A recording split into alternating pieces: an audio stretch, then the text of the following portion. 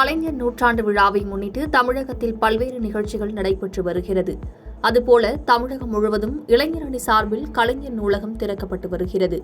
இதன் ஒரு பகுதியாக இன்று திருச்சி தெற்கு மாவட்டம் கிழக்கு சட்டமன்ற தொகுதியின் சார்பில் கலைஞரின் நூலகம் மற்றும் பள்ளி மாணவ மாணவிகளுக்கான கைக்கணினி 10 மற்றும் 12ஆம் வகுப்பின் முதல் 3 மதிப்பெண் எடுத்த மாணவிகளுக்கு பரிசுகள் வழங்கும் நிகழ்ச்சி நடைபெற்றது. இந்நிகழ்வில் தமிழக பள்ளிக் கல்வித்துறை அமைச்சர் அன்பில் மகேஷ் பொய்யாமொழி கலந்து கொண்டு மாணவிகளுக்கு பரிசுகள் வழங்கினார். தொடர்ந்து செய்தியாளர்களுக்கு பேட்டியளித்த தமிழக பள்ளிக் கல்வித்துறை அமைச்சர், முதல்வர் மட்டுமின்றி இந்தியா கூட்டணி தோழமை கட்சிகள் அனைவரும் நீட் ஏழை மாணவர்களுக்கு எதிரான திட்டம், அதை ஒழித்து கட்ட வேண்டும் என கூறினார். மேலும் நீட்டை பொறுத்தவரை ஸ்டாலின் என்ன கருத்து சொல்கிறாரோ அதை வழிமொழிவதாகவும் கூறினார். நேற்று ஏற்கனவே நம்முடைய மாண்புக்கு தமிழ்நாட்டு முதலமைச்சர் அவர்கள் மட்டுமல்ல, ஒட்டுமொத்தமாக தோழமை கட்சியை சார்ந்திருக்கின்றவர்கள், குறிப்பாக இந்திய கூட்டணியை சார்ந்திருக்கின்ற தலைவர்கள் எல்லாருமே சொன்னது ஒன்று தான். இந்த நீட் என்பது நம்முடைய மாணவ செல்வங்களுக்கு, குறிப்பாக ஏழை மாணவ செல்வங்களுக்கு ஒரு எதிர்ப்பான ஒரு திட்டம். அதை முழுமையாக ஒழித்திட வேண்டும் என்று சொல்லுங்கள். அதற்காக தொடர்ந்து நம்முடைய இளைஞரணி செயலாளர் மாண்புக்கு அமைச்சர் உதயநிதி ஸ்டாலின் அவர்கள் தொடர்ந்து அதை ஒழித்து காட்ட வேண்டும் என்கின்ற தன்னுடைய உறுதிப்பாட்டை ஒவ்வொரு நிலையிலும் அதை அவர் செய்து கொண்டிருக்கின்றார். கண்டிப்பாக அது தேவையில்லாத ஒன்று. நம்முடைய தலைவர்கள் சொன்னது போல, தலைவர் என்ன முடிவு எடுக்கிறார்களோ நீட்டை பொறுத்து அவர் என்ன கருத்தை சொல்லியிருக்கிறாரோ அந்த கருத்தை நாங்கள் வழிமொழிகிறோம். புதுவை, தெலுங்கானா மாநிலங்களின் முன்னாள் கவர்னர் தமிழிசை சவுந்தரராஜன் டெல்லி செல்வதற்காக சென்னை விமான நிலையத்தில் செய்தியாளர்களை சந்தித்தார். அப்போது பேசிய அவர், மோடி பிரதமராக 3வது முறையாக பதவியேற்பதை மகிழ்வோடு கண்டுகளித்து வாழ்த்துக்களை சொல்வதற்காக சென்று கொண்டிருப்பதாக கூறினார். மேலும் மு.க.ஸ்டாலின் எதிரணியிலே இருந்து கொண்டு தமிழக மக்களுக்கு கிடைக்க வேண்டிய எல்லாம் கிடைக்காமல் எப்பொழுதுமே துரோகம் செய்து கொண்டிருப்பதாக கூறினார்.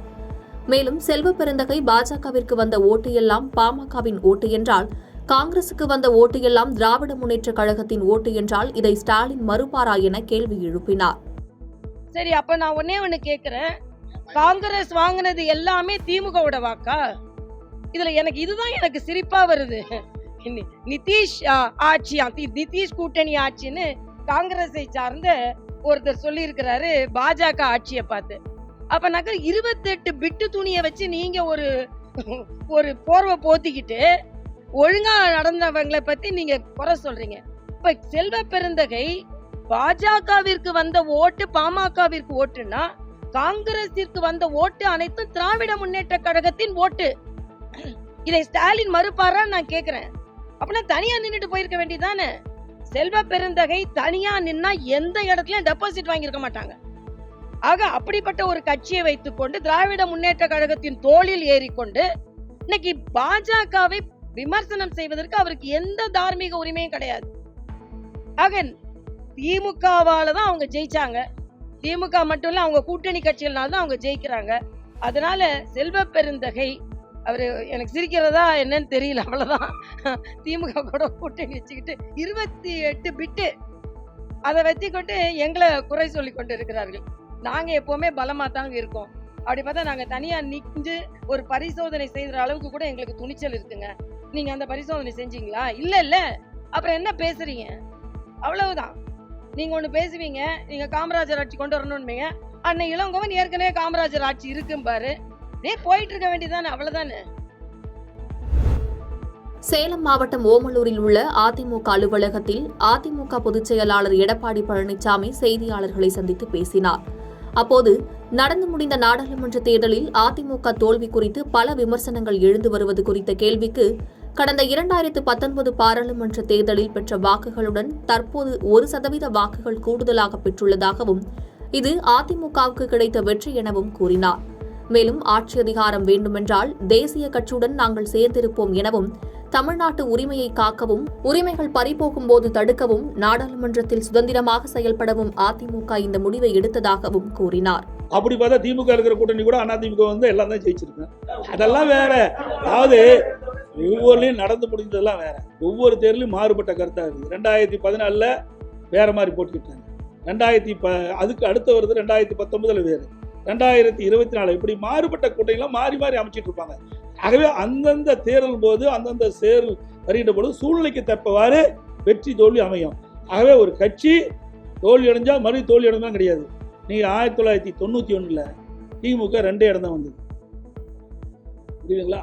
1996 அதிமுக 4 இடம் தான் வந்தது. ஆக திமுக அழிஞ்சு போச்சா? அது அதிமுக அழிஞ்சு போச்சா? அதெல்லாம் கிடையாது. இதே பாருங்க 2014 திமுக தமிழகத்தில் ஒரு இடம் கூட நாடாளுமன்ற தேர்தலில் வெற்றி பெறல. இப்போ வெற்றி பெற்றுக்கல. ஆக அவ்வப்போது மாறி மாறி தான் அரசியல் வரும். அதுக்காக இந்த பின்னடைவு என்பதெல்லாம் வேண்டுமென்றே திட்டமிட்டு பரப்புகின்ற ஒரு பொய்யான செய்தி.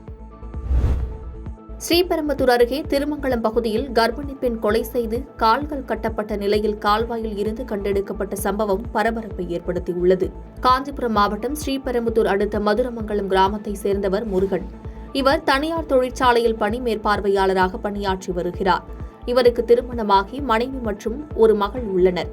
மனைவி தேவி கர்ப்பிணியாக உள்ள நிலையில் இவர் சுங்குவார்சத்திரம் அருகே திருமங்கலம் பகுதியில் உள்ள பாலாஜி என்பவரது வீட்டில் பூ எம்ப்ராய்டிங் தொழில் செய்து வருகிறார்.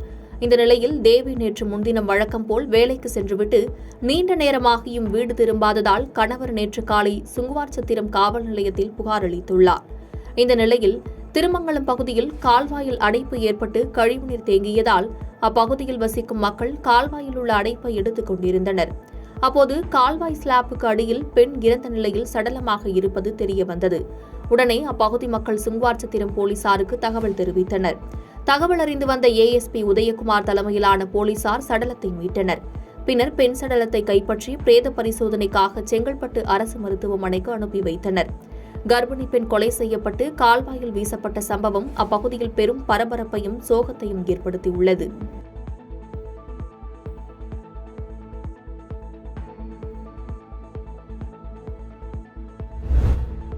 நீலகிரி மாவட்டம் கூடலூரை அடுத்துள்ள தேவர் சோலை பகுதியில் சிறுத்தை நடமாட்டம் இருப்பதாக பொதுமக்கள் கூறி வந்தனர். இந்த நிலையில் சிறுத்தை சாலை, தேயிலை தோட்டங்கள் மற்றும் காஃபி தோட்டங்களில் நடமாடியது உறுதி செய்யப்பட்டது. இந்நிலையில் தேவர் சோலை பகுதியில் 10க்கும் மேற்பட்ட வனத்துறையினர் சிறுத்தையை தேடுவதற்கான பணியில் 2 தினங்களாக ஈடுபட்டனர். சிறுத்தை நடமாட்டத்தை கண்டுபிடிக்க முடியாத நிலையில் சிறுத்தையை கூண்டு வைத்து பிடிக்கும் முயற்சியில் ஈடுபட்டனர். இந்நிலையில் இன்று காலை தேவர் சோலை நம்பர் 2 டிவிஷன் பகுதியில் சிறுத்தை நடமாட்டத்தை கண்டுபிடிக்க முடியாத நிலையில் சிறுத்தையை கூண்டு வைத்து பிடிக்கும் முயற்சியில் ஈடுபட்டனர். பாதகம் செய்பவரை கண்டால் நாம் பயங்கொள்ளலாகாது பாப்பா. மோதி மிதித்து விடு பாப்பா, அவர் முகத்தில் உமிழ்ந்து விடு பாப்பா. அண்மை செய்திகளை உடனுக்குடன் தெரிந்து கொள்ள இணைந்திருங்கள் இயம்நாடு தொலைக்காட்சியுடன்.